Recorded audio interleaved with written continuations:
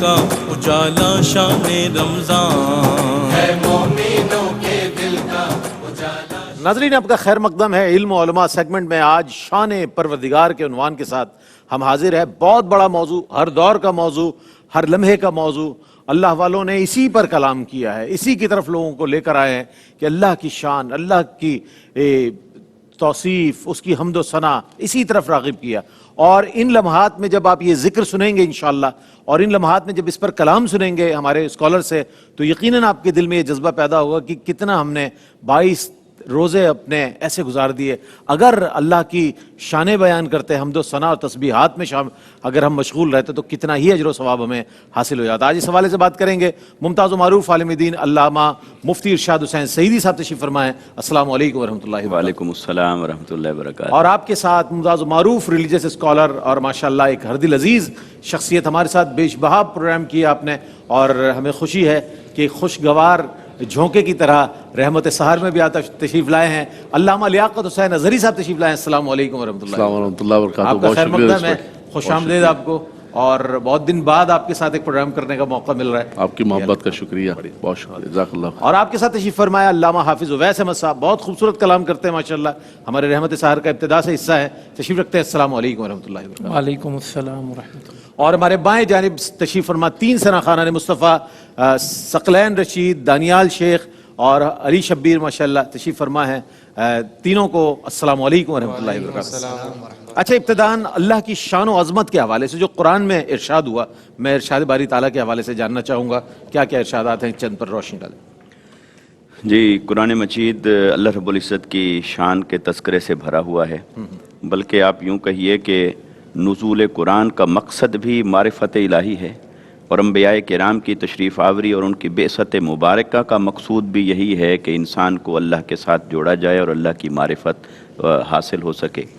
اور اللہ رب العزت نے جو انسان کی تخلیق کا مقصد فرمایا وما خلقت الجن والانس الا لیعبدون، اس کا بھی ہمارے اکابرین اور مفسرین نے یہی معنی کیا، اے لیعرفون، کہ تاکہ انسان کو اللہ کی معرفت حاصل ہو۔ معرفت حاصل ہوگی تو پھر وہ اللہ کی عبادت اور بندگی اور تسبیح بجا لائے گا۔ تو اللہ رب العزت کی شان کے بارے میں ہمیں جاننا ایسے ہی ضروری ہے جتنا کہ مسلمان ہونا ضروری ہے۔ واہ واہ واہ۔ تو قرآن مجید اس تذکرے سے بھرا پڑا ہے، اور آقا علیہ الصلوۃ والسلام کے فرامین مقدسہ ہمیں ملتے ہیں۔ اور اس میں ایک بڑی دلچسپ بات یہ ہے کہ شان یہ ہے کہ وہ تب تک اس کی شان کسی کو معلوم نہیں ہو سکتی تھی جب تک وہ خود اپنے بارے میں نہ بتائے کہ میں ایسا ہوں۔ اس لیے سورہ اخلاص، جسے سورہ توحید بھی کہتے ہیں، جس میں خالصتاً اس نے اپنی شانوں کا تذکرہ فرمایا، تو وہ لفظ کل سے شروع ہوا، قل هو اللہ احد۔ اے حبیب صلی اللہ علیہ وسلم، میری ذات کے بارے میں یہ انسان نہ اپنی عقل سے جان پائے گا، نہ اپنے مشاہدہ سے جان پائے گا، نہ اپنے بصیرت اور سماعت سے کسی طرح جان پائے گا۔ میرے بارے میں اگر کوئی جان پائے گا تو تبھی جان پائے گا جب میں خود بتاؤں، اور میں کون ہوں اور میں کیا ہوں اور میں کیسا ہوں۔ اب اس کے لیے آپ لب کشائی فرمائیے اور آپ بتائیے اور آپ کہہ دیجئے کہ احد وہ ایک ہے، پھر اللہ الصمد، وہ صمد اور بے نیاز ہے، لم یلد ولم یولد، اور نہ اس کو کسی نے جنم دیا نہ وہ کسی کو جنم دیتا ہے، یعنی نہ اس کی اولاد ہے نہ اس کے ماں باپ ہیں، وہ جنس سے اور اصول اور فروع سے پاک اور مبرہ ہے۔ اور پھر ولم یکن لہ کفوا احد، اور کوئی بھی اس کی ہمسری کرنے والا نہیں، کوئی بھی اس کی برابری کرنے والا نہیں، نہ ذات میں نہ صفات میں۔ اس لیے ہمارے اکابرین اور ائمہ نے جو عقائد قرآن اور حدیث سے اخذ کر کے ہم تک پہنچائے، اس میں یہ ہے کہ اللہ تبارک و تعالیٰ اپنی ذات میں اور اپنی جملہ صفات میں وہ ایسا ہے کہ وہ لا شریک ہے، اور اس کی ذات بھی اور اس کی تمام صفات بھی وہ ازلی ہیں، یعنی ہمیشہ سے ہیں، یعنی اس کی کوئی ابتدا نہیں، وہ ہمیشہ سے ہے، اور پھر ابدی ہے، ذات میں بھی، صفات میں بھی، افعال میں بھی، اسماء میں بھی۔ اور ابدی کا مطلب یہ ہے کہ وہ ہمیشہ رہنے والا ہے، اسے کوئی فنا نہیں ہے، وہ حی قیوم ہے، یعنی وہ واجب الوجود ہے، اور نہ وہ ممکن الفنا ہے، تو اور نہ اس کی شان میں یہ ہے کہ پہلے نہ ہو پھر ہو جائے۔ اور پھر اسی طرح اللہ رب العزت کی جتنی صفات ہیں وہ اپنی تمام صفات کے اندر وہ لا محدود ہے، وہ ذات میں لامتناہی ہے، وہ صفات میں لامتناہی ہے، وہ اپنے اسماء اور افعال میں بھی، اور اللہ کی شان ایسی ہے کہ انسان ساری زندگی بھی جاننے کی کوشش کرتا رہے، کما حق ہو ادراک نہیں ہو سکے گا، ہاں اپنے حسب حال جان سکتا ہے، اور اپنے حسب حال جاننا چاہیے، یہی معرفت توحید کی بنیاد ہے۔ سبحان اللہ سبحان اللہ، آپ نے بہت خوبصورت انداز میں آج کے اس موضوع پر کلام فرمایا۔ شامل کرتے ہیں، ہمارے تینوں شناخہ پیش کریں گے کلام کعبے کی رونق، کعبے کا منظر۔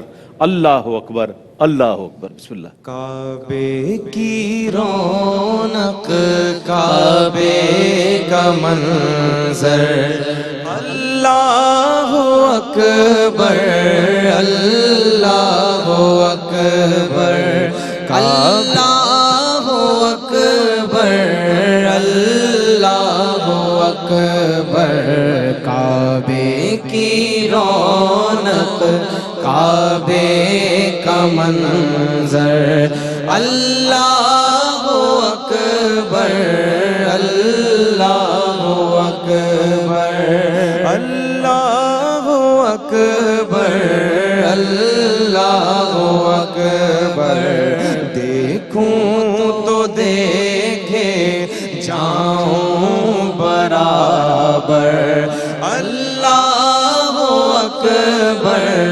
اللہ اکبر، اللہ اکبر، اللہ اکبر، تیرے حرم کی کیا بات مولا،